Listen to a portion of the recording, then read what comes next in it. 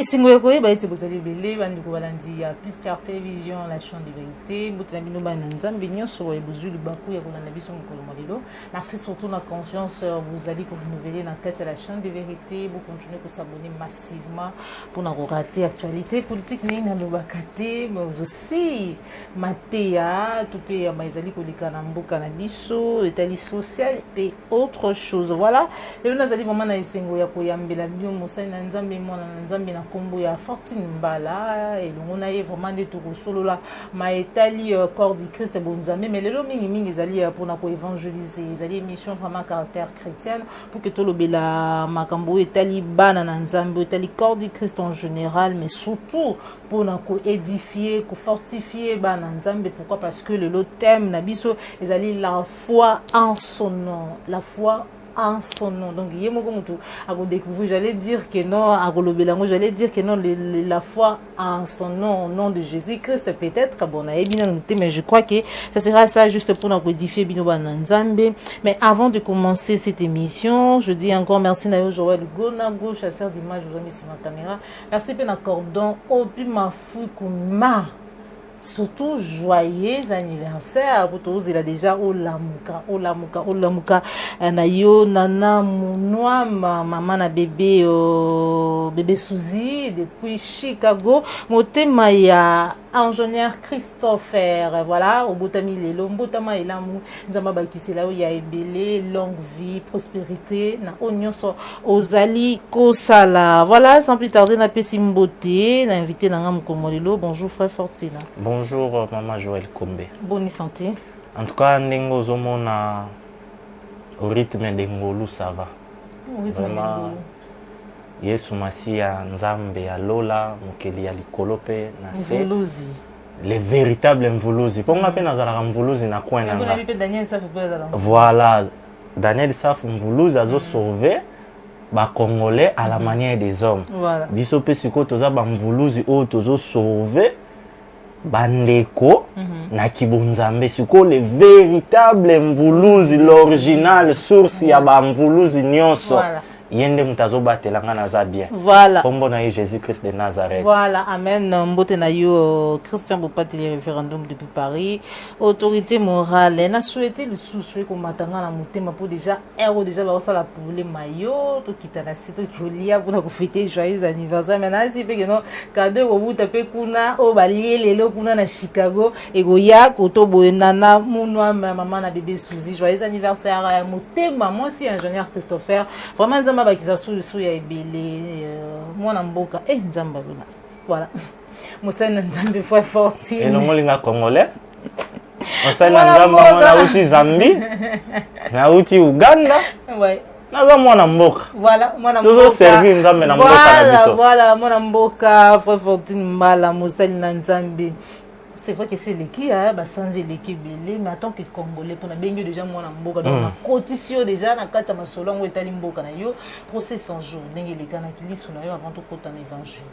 Merci beaucoup maman Joël, ndengo yebi yango c'est vrai dans un mwana mboka mais il y a certaines questions na ko sepela ko répondre yango peut-être en privé, libanda ya caméra. Mais oyo to mekaka ko toucher ezana batu o to monanga basimba ka Bible. Donc net soko tuninga boni dossier mpaka mukuna boni dossier anani parce que ce sont des gens oyo basimba ka Bible ba bimi na image ya basali na Nzambe wana toko lobela bango. Donc déjà pour na 100 jours le rôle congolais naza na lecture o na sali naza pe na position nga mais je me réserve ya kolobango mais par rapport ya mpaka mukuna je crois que bino ba journaliste bolandelango bien ngai vraiment na kosenga na justice congolaise koleka ndenge bo serré bateau nyonso bazalaki interpellé et puis condamné na procès à 100 jours pour ne pas citer leur nom. En tout cas nazo senga vraiment kobanda na numéro 1 il y a ministère il y a justice donc ti na mutu nyonso na ba policier ba kozala na garde wana na surveillance na ba procès ya mukuna. En tout cas, c'est un criminel évangélique oyoyo a sali ba dégâts et belé. Donc ça dit on a un homme de 3 points contre non maman. Même pas bien. Ils a problème té. Onésime aza na défense na ye na ndenge na ye mais selon ba information raison otoyebi alongola na ACK selon ba information je le dis avec beaucoup de réserve pour aboya ka kobeta prophétie ya mabe ndenge mukuna divorcer na mwasi na kwa bala o donc ce que ça ba cause moko juste c'est une bonne chose ya komona kazalaki na mukuna aboyi ko soutenir mabe bakabwani ndenge moko pe frère Fortune autrefois bayebaki kabane ko travailler na chef coutumier tant chef coutumier akomi ko la ba chéri akomi na ye pape akomi osala makambo a kondanaki ye moko akomi déjà ba fiche banini tout tobeti orange donc c'est pour dire que Onésime na yebi motivation mutema nete mais so bakabona pona ba cause moko juste na mukuna en tout cas c'est une bonne chose parce que Bible zo senga na biso to prendre part na ba œuvre mabete donc pona mukuna ngana zo senga vraiment na mutu nyonso oyo na bino ba cameraman ba journaliste donc mutu na mutu ozana prière ya ko sala pona ko clouer mukuna. Non, quand on va clouer les obimondés, taza innocent moko botoko c'est le makam c'est-à-dire il y a ko accompagner yenge biso to sala yango banda kala ya kotal ça qu'il n'était pas le nôtre, qu'il était un criminel évangélique, il s'est caché derrière la parole de Dieu. Or ba vrai pena batune ba kateli bato ya 100 jours so ba 20 ans donc mukuna ba ko triplango ata 60 ans akomi koko anuni kuna. Et ça, il faut abouka parce que tant bango ba détruire ba ami anzambe. Ta la Bible zo biso maman Joël place et pesa nga kanda. Et donc ezana équivalent te ba pese que non parce que prie à âme écouta qui Seigneur Jésus-Christ innocent saint parfait sans péché. Ayebi Valeria ama kufila ine kulus mais un simple individu moko la muki allié fufu ya masango na pondu ya matamba na ye nanda kala ale azako lala kabasi na ba musique ya bayuda di Congo ayape alléluia amen mama non donc pona ngai mukuna biso to lobango bandakala il n'était pas un homme de Dieu donc c'est un criminel toujours c'est évangélique parce que à sali ba crime na ina couverture ya évangile donc ce jour on a peut ba créer les biso mo espace moko spécial to yebite ce que ça permis na loi qui a part ba article ya condamnation banini de quoi ça pasteur biso peut to na ba verset biblique moi je suis le premier à roya na prison makala nous allons condamner mukuna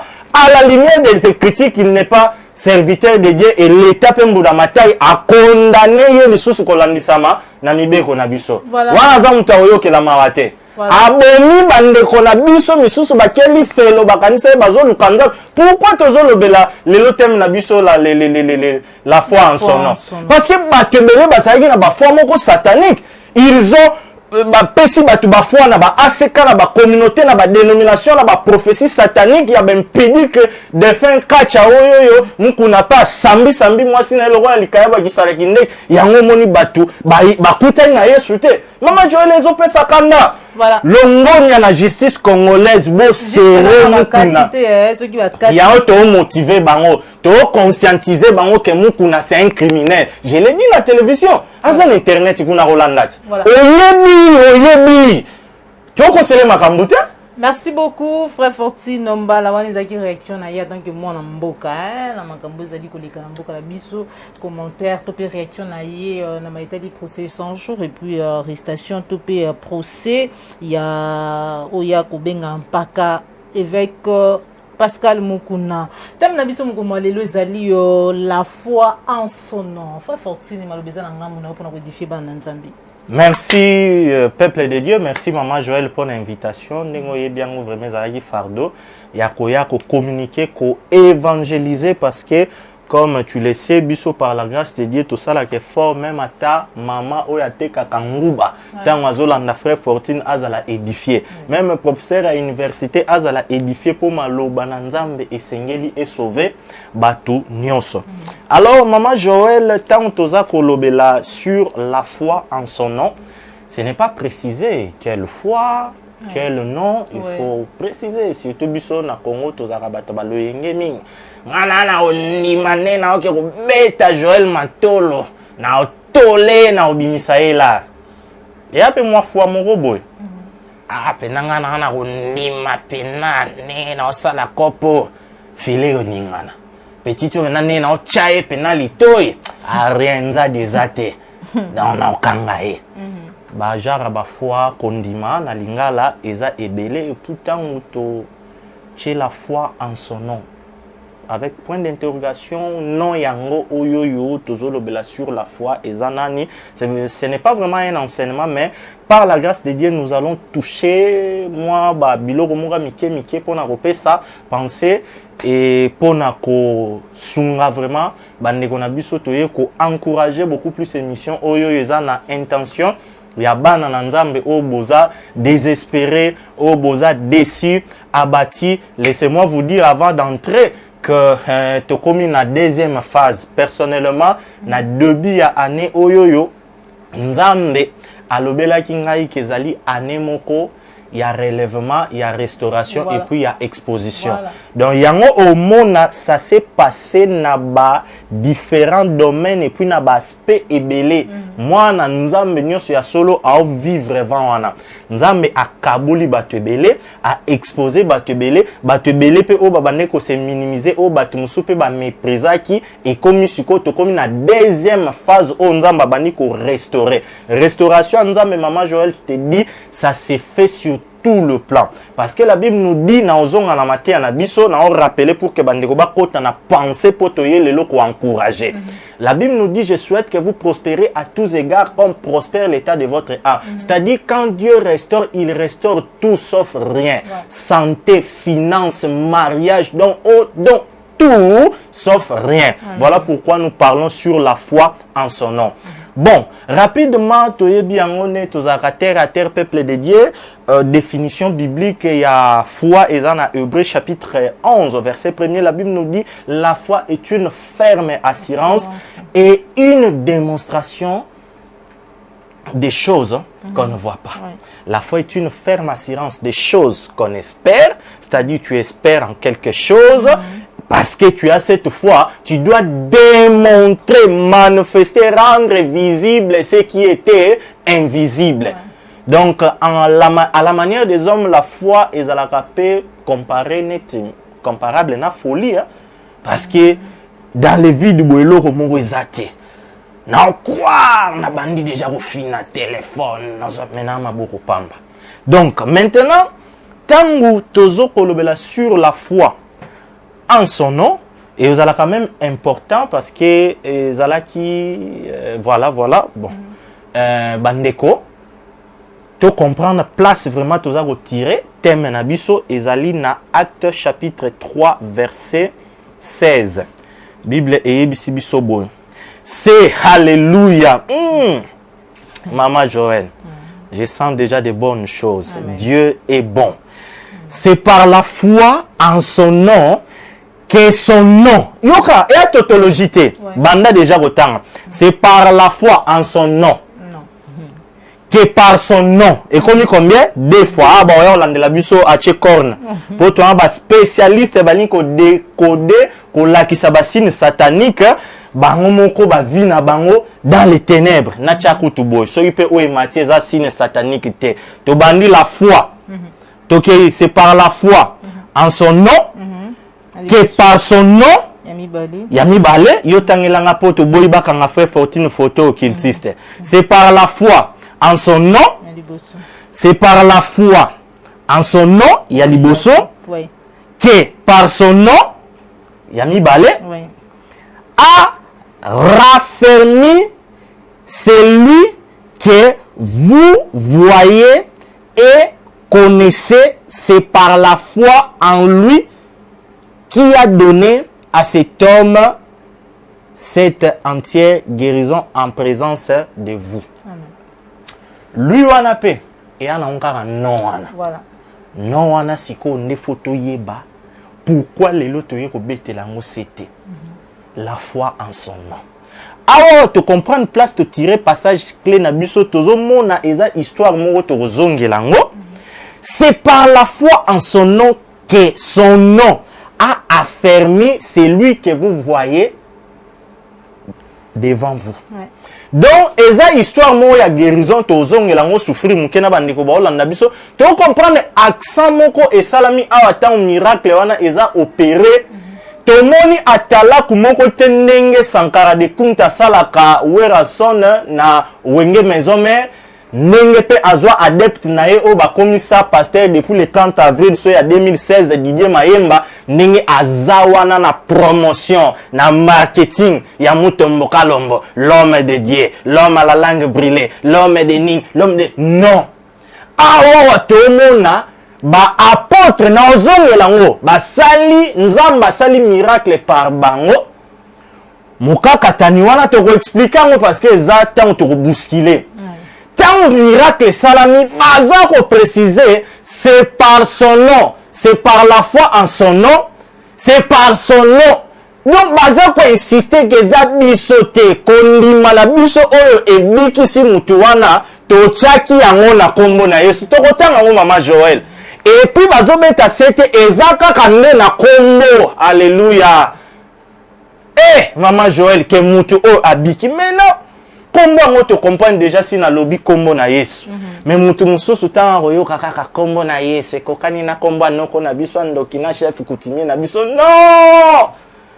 Foto tanga biblique mama eteni ya makomi po yeba kombo ngo. Eh mama toye na Philippiens 2 8 à 10 pour kombo ngo Yesu omona ngo ndie kombo tata mwasi moko boye ndoki aloka kabino to bandi. Il s'est humilié lui-même, se renda obéissant jusqu'à la mort, même jusqu'à la mort de la croix.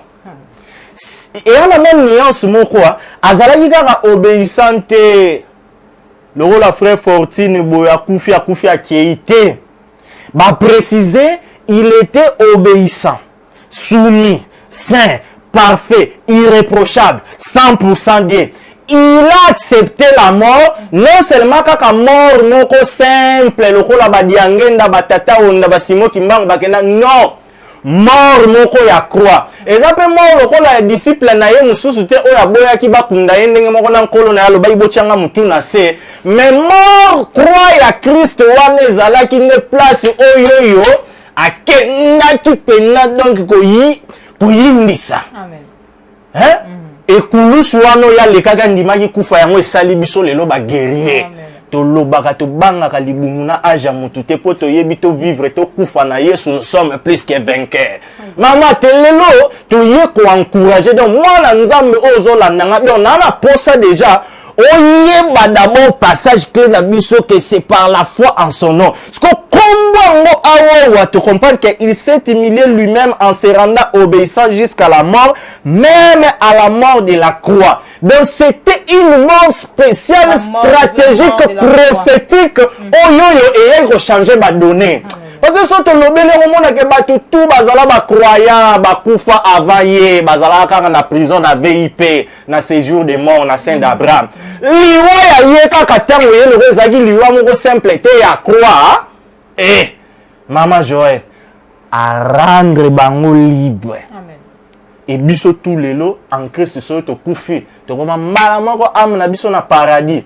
Kuna na séjour de mort na captivité o ki olugani o pesa maman langi papa langi mbot to ki robeta luambo makiadi o vieux franco ba OK jazz soki bani non nana kufite fa bon la mutema wa OK jazz vimba ba madilu mutu bakenda.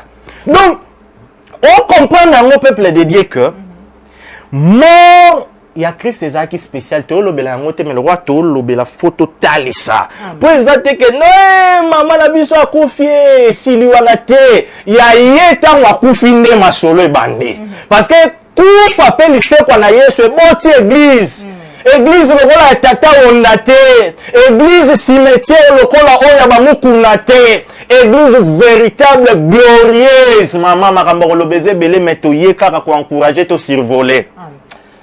Oui, il y a comme enseignement, aussi ma frère mais belé pour merci Saint-Esprit maman. Na rien à poser là si vous voulez mais plus non on a télé voilà pourquoi sur les autres ya Yesu ça la poser vos papiers belé te bloqué c'est syllabus sa théologie non. disponibilise-toi. Voilà. Ekokita. Voilà. Ekokita. Voilà. Et ça, les lingues boy. Maman. Voilà. Yoka sikoyo. Et bandito lobela noana. C'est pourquoi Dieu aussi l'a souverainement élevé. Voilà. Dieu l'a infiniment élevé. Amen. Eh. Il lui a donné un nom au-dessus de tout. Ah, autant la Bible, Betela Joël Maboko Nandak. Ah, en tout cas, Ouais. c'est pourquoi Dieu l'a souverainement élevé et lui a donné le nom qui est au-dessus de tout nom. Hey! Tant balobi au-dessus de tout nom, c'est-à-dire que banango na Congo Fachi. Kombo na Yesu eza likolo a kombo na bata babakisi yo ba surnommé yo béton. C'est ça la vérité.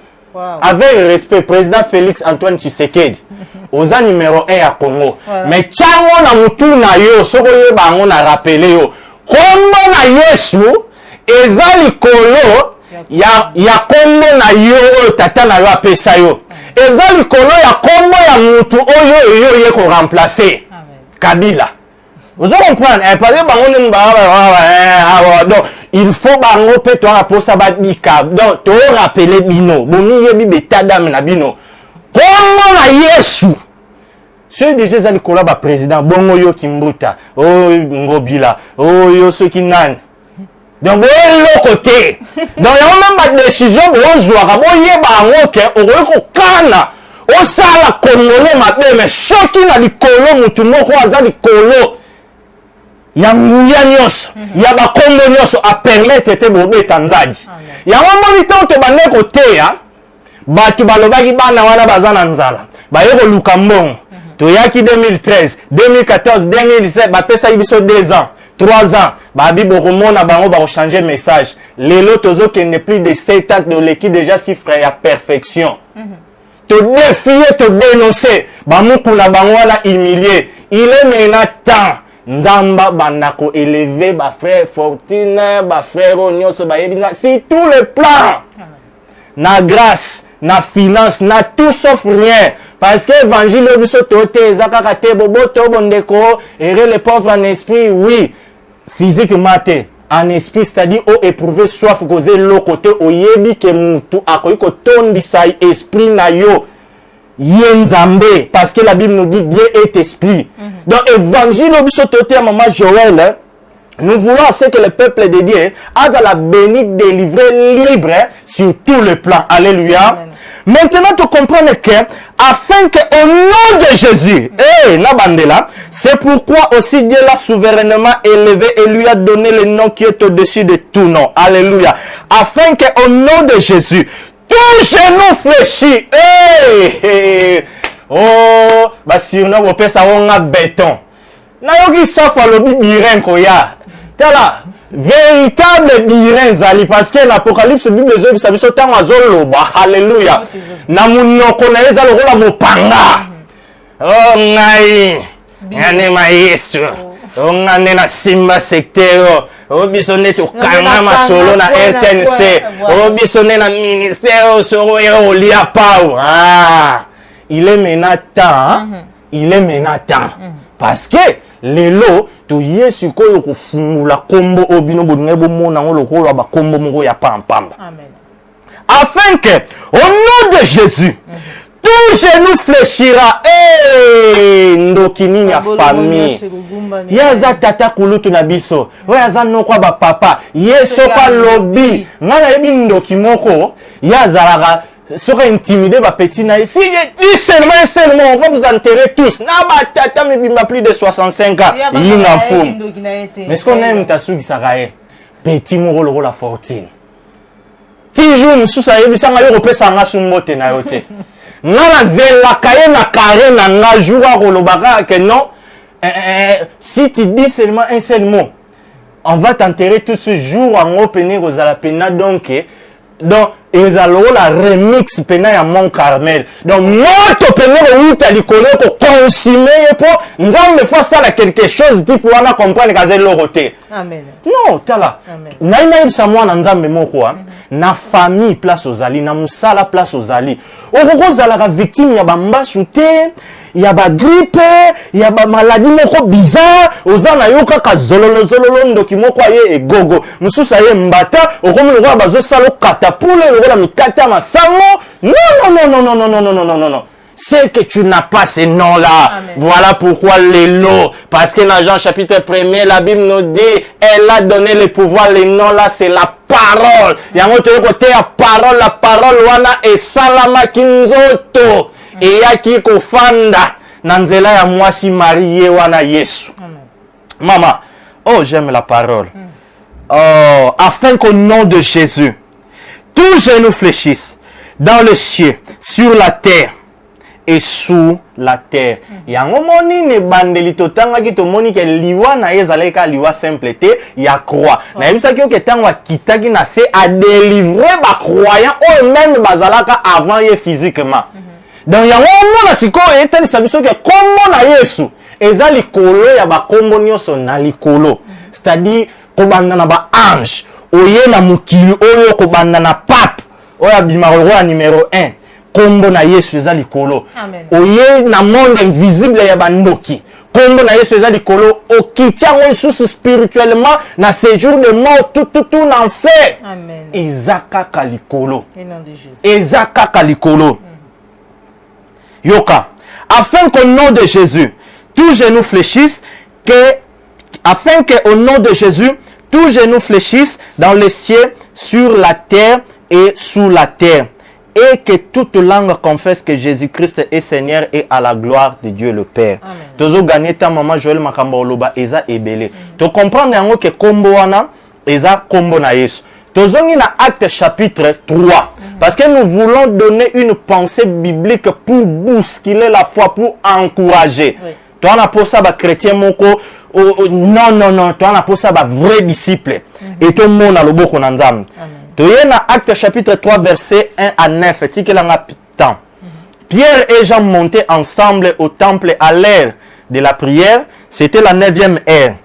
Il y avait un homme boiteux de naissance qu'on portait et qu'on plaçait tous les jours à la porte du temple appelé la Belle. Oh, pour qu'il demandât l'aumône à ceux qui entraient dans le temple.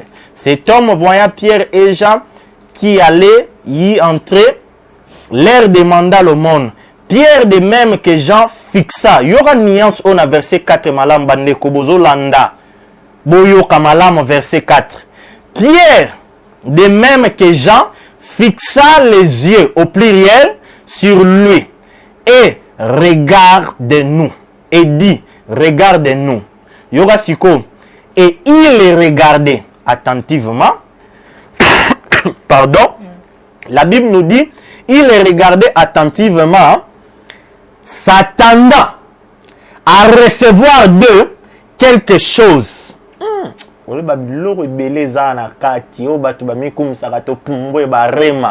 Place à repumbuka déjà ça, mais biso to ana posa to tambola, terre à terre pour na édifier na noir sur blanc. Parce que déjà to comme loin maman.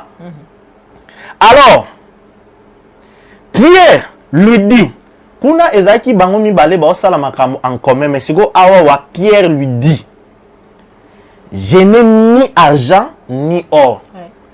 Mais bazali mibale. Pourquoi utiliser nous te? Parce que bazali bango mibale aibise regardez-nous. Azota la bango mibale au pluriel. Mais siko yo parla to lingi to pesa accent ne loko moko batubaniaka parce que nous parlons de la foi en son nom. La foi au nom de Jésus doit d'abord commencer d'une manière individuelle. Donc tu dois préciser ta foi, yayo, individuellement, au nom de Jésus. Parce que on te comprend que bazani balé, mais il va Pierre lui dit, je n'ai ni argent, ni or, mais ce que j'ai, je te le donne au nom de Jésus-Christ de Nazareth, lève-toi et marche. Yoka verset 7. Les prenant par la main droite et les fit lever. Au même instant, ses pieds et ses chevilles devinrent fermes. D'un saut, il fit debout et il s'est mis à marcher. Il entra avec eux dans les temples, marchant, sautant et louant Dieu. Verset 9. Tout le monde vit marchant et louant Dieu. Donc, tu comprends que original et tombe la l'homme de Dieu. Et tombe la kaka kombo otomoni papa a tombo la ki likolo ya ba kombo nyos. Si vous avez le cas na histoire oyoyo, neko wana azalaki neka na tendance ya kosenga ndenge pe ba chrétien lelo bazali. Tellement que puissance, papa tikla biso minute to rochité. Tellement que puissance yabandoki et comment prêcher on dirait ça likolo kombo na Yesu. Tozala ba chrétien moko médiocre à tout moment kaka salela nga recommandation, à tout moment salela nga boy, à tout moment kabela ngai, à tout moment pesa ngai. Parce que la Bible il s'attendait à recevoir, mais parce que le boîtier ici, il était habitué à payer. Mais ces jours-là, Azouaki, mais Alagi ou Azozelate. Voilà pourquoi, parce que nous parlons de la foi en son nom. J'aimerais dire à quelqu'un, peut-être tu es habitué à remelaka bakis, osant la confiance, il y a médecin ou un spécialiste, au Roma Robert la etolo, na mboka otozali, ceux qui ba spécialiste, ou bazalaka teso na zanga na Congo, nesi na kufa kala, chaque jour na melaka 5 comprimés, yangon des eaux gardenga. Mais tu n'es pas fatigué? Comme c'est boité, au moins on l'embattait donc, on met la canoka kakis, on met la canoka kakis. Au moment où on met 20, au moment où on 20, les bites sont comme les livres en langue, pour les hypocrites, 21, Kenny na sainte scène, au yébito betango. Donc, non, boité wana, azalaki kaka na vine ya rosenga. Mais parce que nous parlons de la foi au nom de Jésus. Amen. Maman, je veux que là où tu es, autant la problème na yo situation na yo mon frère, ma soeur. Comment na yesu totangi eza likolo ya ba kombo nyonso likolo ya ba genou nyonso eza ko gumba mela. Sikoyo, yo pourquoi okobandaka ko sengaka ko tourner kaka en rond. Senga touro yo omona ya sika. La Bible nous dit crois et tu verras la gloire du Seigneur. C'est toujours au sein lié. Ce n'est pas question oser la moutumo ya ko bonne la pona yo. Non. Boité wana il s'attendait à recevoir. Gloire à Dieu. Parce que Pierre a l'oba qui était nous. C'est-à-dire, na foi oyo nga moko malgré toza ensemble, mais nga moko o naza nango et pas na Yesu. Je n'ai ni or, ni argent. Nengo mesana rejoie. Mais on a c'est-à-dire la grâce de Dieu, la puissance de Dieu, lève-toi, marche. Amen. Maman, même si vous comprendre grandeur ya kombo na Yesu. Ce qu'on a évité, yo vraiment au ligno zanoka lokola boité on negozola nanga ke ofanda na yo kaka na chômage, na célibat. Yo moko komisango normal parce que famille na bino soki bobali na 20 ans, 22 ans, 25 ans balu boza pressé. Bino ba mariage ezala kaka o grande sœur moko zo ke déjà na ménopause 40 ans juste tof. Libala mo poko la deuxième bigo, ce n'est pas une vie. Wana yo mo pe ozana na 25 ans et âge ezana na biso na famille na biso to bala à partir ba 40 matin. Omona ba maman ko lutu na biso te ko banda koko na biso. Ça c'est quelle vie? Ça c'est quelle vie? Donc Dieu est capable au moment où l'État reconnaît mineur et ceux qui n'a 18 ans, ils ont dit maroko ba ça peut être vierge, peut na 19 ans, on zelo ba na 35 ans combien ba la lio. Ça c'est quel évangile il y a peur aujourd'hui non, nous prêchons Jésus-Christ le Dieu des cas impossibles. Amen. Parce que tous ces gens-là qui entraient dans les temples, ils étaient dans l'impossibilité de changer la situation de ces boîtiers. Mais seul le porteur de la grâce de Dieu va comprendre non. Yango mona frère Fortune jamais ozana immeuble no soki na wiloi soki nani oya ko intimider nga soki nino kenda ba poto zongo sabo yo ba chef coutumier non rata na musuni abata na chaussure à 8000 fois moi bimi semele fungwami j'ai gardé ma personnalité parce que je sais que la grâce de Dieu en moi est capable de déclencher des choses au ba billet de banque ba compte bancaire ba visa et ko salate. Non, je ne sais pas si quelqu'un comprend. J'aimerais juste te dire que par rapport à ta situation, oyo elelisaka yo. Lelo, zwa décision lokola, alléluia, boite wana.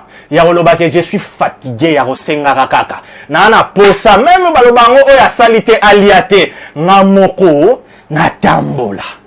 Voilà pourquoi tu as la foi en son nom. Tu dois croire individuellement dans le numéro te na posa na suko ngate. Si tu as la foi le bakaka je reçois.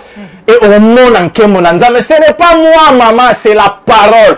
Crois et tu verras la gloire de Dieu. Ce nom ici, c'est la parole parce que c'est elle la lumière. Elle a été au commencement. C'est elle qui change, qui transforme, qui délivre. Jésus-Christ est au-dessus de tout nom, au-dessus de ta maladie. Tu dois comprendre, intérioriser et te révolter de dire non. Na boy célibat. Na boy chômage, na boy lissoum. Combien de personnes lelo azomona qui vivre 4 mois, une année sans copine, sans masturbation, et ça impossible.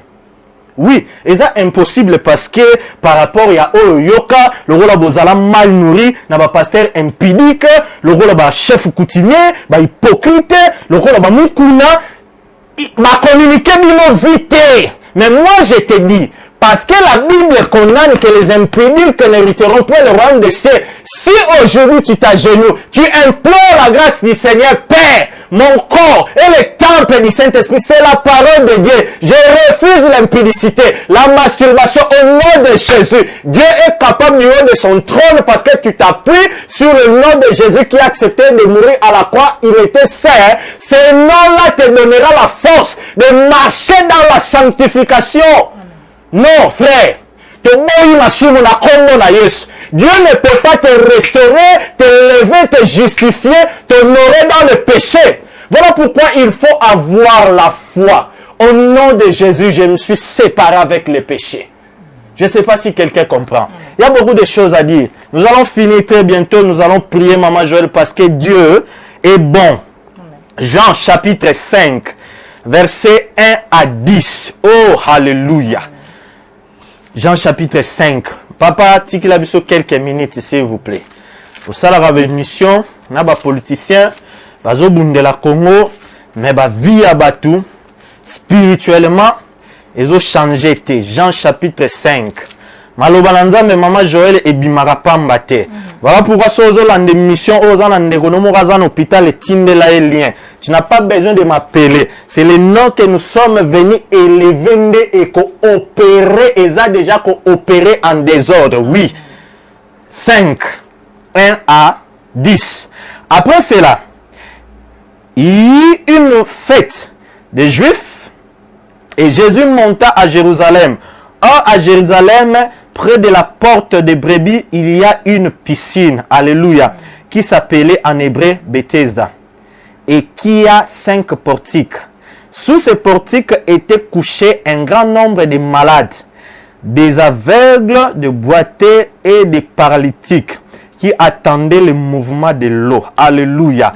Car un ange descendait de temps en temps dans la piscine et agitait l'eau. Et c'est lui qui descendait le premier, après que l'eau avait été agitée, était guéri. Quelle que fût sa maladie. Aujourd'hui, quelle que fût, c'est-à-dire n'importe quelle maladie, n'importe quelle sorte de maladie, soy kaka ange agité, mai odindi mutaliboso, oza guéri. Mais est-ce que tu comprends que Yesu azali kolo ya bakombo nyos, ya banguya nyos, ya milimo nyos, azali kolo ya badadi, azali kolo ya ba président, azapeli kolo ya miyibi, malgré ye moko aza muyibi te Yesu na biso, mais azali kolo na bino tout ba criminel. Là se trouvait un homme malade depuis 38 ans. Aza mukolo na nga, aumeli na malade. Faut que tu n'as rien pour. Yo kansani. Voilà pourquoi Nazana nous attend ce qui nous a bâti qu'elle souffle de vie à côté à Jésus. Nazana. Malade. Yora. Jésus. Yora. Verset 5. Là se trouvait un homme 38 ans. Un homme malade depuis 38 ans. Jésus l'ayant vu coucher et sachant qu'il était malade depuis longtemps lui dit: veux-tu être guéri? C'est la question que Dieu te pose. Toi qui me suis à l'hôpital, aux awana na basonde, je sais pas moi, réalité ni neza liboso na yo. Dieu te pose la question. Veux-tu être guéri? Thème na biso ezali la foi en son nom. Si tu as foi na médecine na mboka na bino, ozala guéri, tu seras esclave comme c'est boité de demander à tout moment, c'est-à-dire de dépendre na basonde, na babiloko wana nyoso wana. Dieu te pose la question. Veux-tu te marier? Nzamba zo poser aux questions. Malgré 12 ans, 15 ans, 5 ans de mariage. Ozana poso bota. Yo ra médecin on a déjà ça loba qui trompe nange linga malorola mbisi ya kamanyoka donc matrice nange koki ko kangalisu mwana te. Ya mwana chana mutu na yo. Dieu te dit.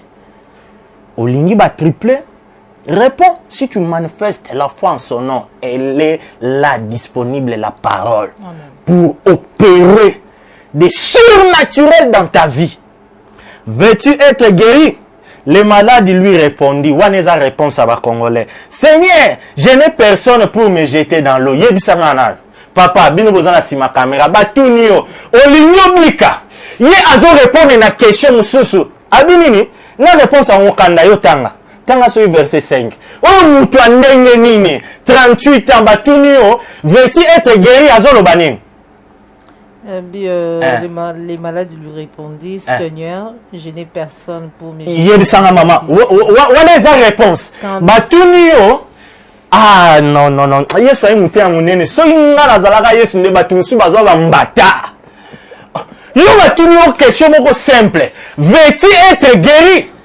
Je n'ai personne. Donc, bazali na posa, mouton malgré souffrir na 38 ans, allez na posa ba mi biloko ba voici l'homme. C'est-à-dire mouton a souffrir mais ba on kele ba mécanisme moko zo clouer sous prétexte que ba pambola e. Ne voici l'homme dans ba entreprise za parenthèse belé ya bloko ba ni tout. Moko mona ya ka l'enfant ya ouverture ya fermeture. Maman ata oza na fond ya mumbongo moko nguba ya kana ngo nzambe avec Pascal mukuna ko pambola yo. Baza ba ndoki yo zolia biloko ebele bozana ba chaîne berger oyo bolesa bango par jour plus de $10.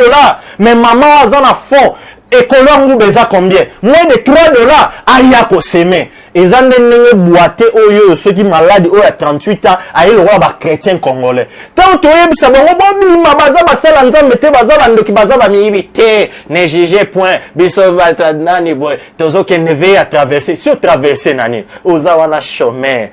Mamonambwa, mampasi kaka yo, mafididini donc nyonso ya mabe ya ngwana. Yo pena malédiction ya ba Congo, ya yo, ya ba luba, ya yo. Donc yo me maraka bilake nyonso mabe. Ça c'est quelle vie? Batunyo, veux-tu être guéri? Dieu te dit, veux-tu vivre la main de Dieu? Te biso pasteur na biso to yo karamate a frère Fortune était afinga ba pasteur. Ah siko on zo maloba frère Fortune. Bible o na likolo ba komi Fortune mbala. Okotikala ka nemo parce que za esclave. Oza mundinya Yesu. Comment libre au nom de Jésus. Si tu veux expérimenter la puissance de Dieu, crois. Dieu te pose la question, veux-tu être guéri? Dieu te pose la question, veux-tu expérimenter quelque chose positive de sa part? Dieu te pose la question, tu veux assez que maintenant là, n'a essuyé, Miami Sunayo, n'a changé de nayo en fait.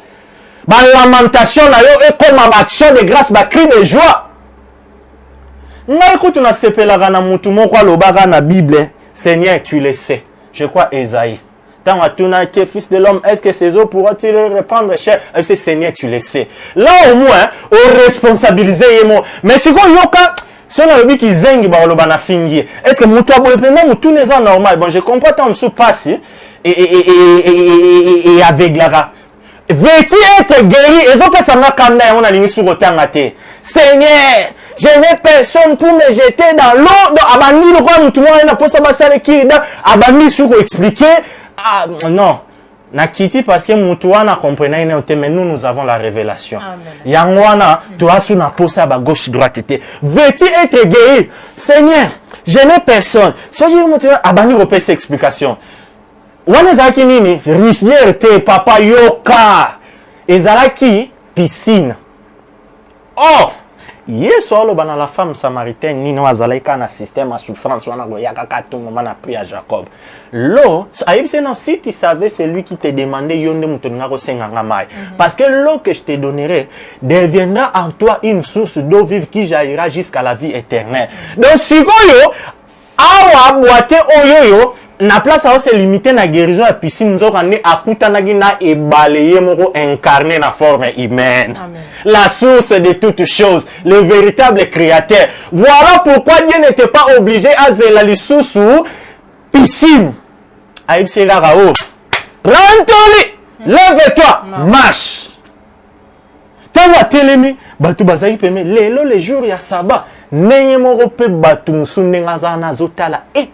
Ngai yana biswa liboso nana balate o nana sombi mutuka te est-ce que nga ma poste o ba pesinga na musala o na famille ba kolianga te ba ke bele ba rata li pa molia nzambe pona ba position médiocre ya boye ba tu ne veux être guéri effectivement à répondre bizarrement mais abiki quand même batusko bazalaki pembeni wana lelo pena mukolo saba mutu nyonso aza na repas fani ba obosana ke o azosala ngo c'est lui-même le maître du sabbat. Amen. Voilà. Donc maman Joël, il y a beaucoup de choses à dire. Par la grâce de Dieu to chité soko tikelanga quelques minutes na prier to question ezali parce que toi na posa na neto tambulian des eaux de bana nzambe ba comprendre que la foi au nom de Jésus-Christ sur de passe la sorcellerie familiale, la non, et plutôt la foi au manifester na kombo na Yesu, ezali capable yako lekisayo bisika oyoyo na mayele na yo moko mona ki kolekate. Voilà, merci beaucoup frère Fortine Mbala mwana nzambe musana nzambe to chité le quoi to bandaki mais avant tout nazongeli lisusu pour na ko souhaiter vraiment et ça na makasi esengo makasi na motema anniversaire na yo yaya na ngande ko na mwana nzambe nana munwama depuis Chicago mama ya bébé Suzy motema ya ingénieur Christopher frère Fortine wana attend qu'il ndeko Fortine oyambi ndenge ni tant que moi en Nzambe to prier pour aussi ça tant que moi en Nzambe koyoka quand même opinion ya Moussa Nzambe par rapport na tant que moi en Nzambe Moussa Nzambe koyoka opinion to pe réaction to pe message ya moi en Nzambe de Moussa Nzambe oya wuti ko lobela makambo tali mboka na biso bete présent tozana ye mikolo Félix Antoine Tshilombo Zala clair le pasteur Roland Dalo. Oui, Roland Dalo. Bon, nakato malobo permettre minute ya mke. Ce qui est vrai, pardon, pasteur Roland Dalo, na bandeko ba fréquenta ye, toyoka ba témoignage aza musali na nzamba solo, surtout aza na grâce ya ba prophétie, ba parole de connaissance. En tout cas, je me limite là.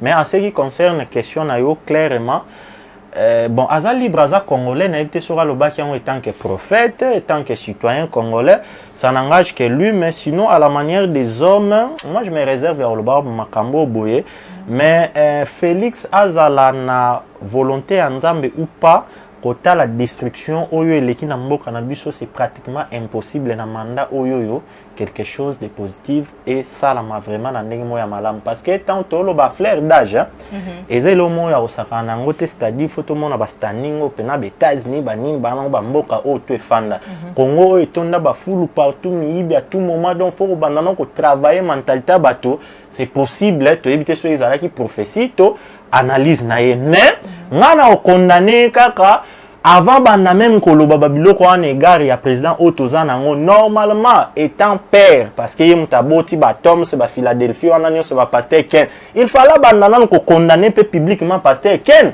nazongi wana zo interpeller pasteur Roland Dalo Fachi na nani ndeko nan mafa Fayul babanda ko sambela na Philadelphie ngaju musuna zalaka bango pe bazana na culture wana tata mo alata banzambala minene mutate aka papa Billy apesa moi exemple belé na suka nango bazo yamba na scène ezalana baza entre guillemets à la manière des hommes ba frères à Philadelphie deux frères ya même église Fayulu alobi nini yo oyibi bokonzi na ngai Fachi pa lobi ngai na leki bandimi ya église mon côté considéré bon ba chrétien yo pasteur Ken le rôle à pasteur au Salanini, Luka Kimia.